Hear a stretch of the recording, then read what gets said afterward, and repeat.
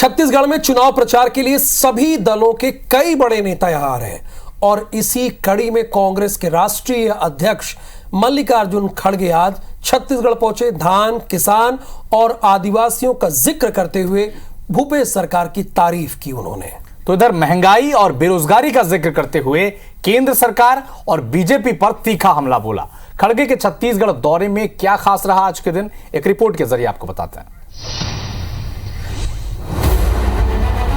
200 unit तक के किसी को बिजली बिल पटाने की जरूरत नहीं है। छत्तीसगढ़ में चुनाव प्रचार अपने चरम पर पहुंचने को है और इसी कड़ी में कांग्रेस के राष्ट्रीय अध्यक्ष मल्लिकार्जुन खड़गे छत्तीसगढ़ के सुकमा और महासमुंद पहुंचे। कांग्रेस सरकार की तारीफों के पुल बांधे और मोदी सरकार पर जमकर बरसे। खड़गे ने गांधी और नेहरू का भी जिक्र किया। मल्लिकार्जुन खड़गे ने सुकमा में कहा कि अगर देश में लोकतंत्र को बचाना है तो कांग्रेस को वोट दो। बीजेपी के लोगों ने देश के लिए कुछ नहीं किया है।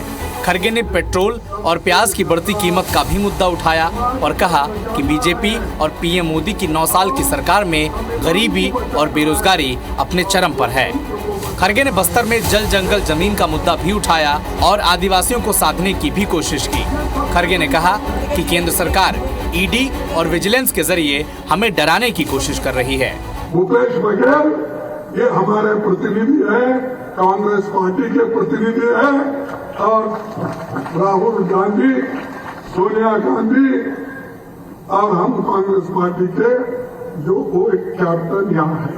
हम आदिवासी, हम तो इस देश के मूल निवासी हैं और हमारी जमीन आप खींचकर लेकर अमीरों को देते हैं। बीजेपी की सरकार में अमीर बन रहा है, गरीब बन रहा है।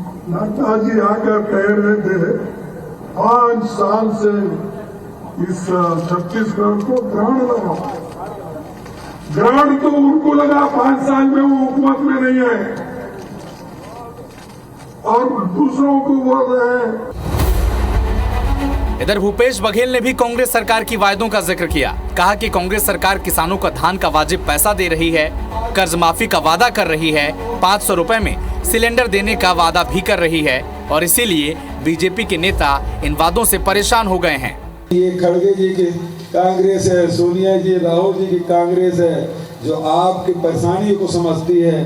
माताएं बहनें बैठी है, 500 रुपये तक के गैस सिलेंडर जैसे रिफिल आप कराएंगे आपके खाते में पहुंच जाएगा। खड़गे के दौरों के जरिए कांग्रेस बस्तर के आदिवासी इलाकों के साथ साथ महासमुंद यानी मैदानी इलाकों में भी माहौल बनाने की कोशिश कर रही है। फिलहाल बस्तर संभाग की सभी 12 सीटों पर कांग्रेस का कब्जा है और कांग्रेस किसी भी हालत में ये स्थिति यथावत रखना चाहेगी।